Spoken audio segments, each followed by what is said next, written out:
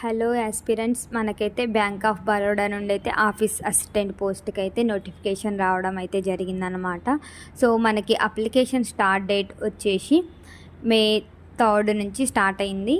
ఇంకా application end date మే 23 వరకు మనం అప్లై చేసుకోవచ్చు అనమాట. సో ఇక్కడ all over state wise vacancies ఇచ్చారు. మనకి ఓవరాల్గా 500 వేకెన్సీస్ అయితే నోటిఫికేషన్ రావడం జరిగింది.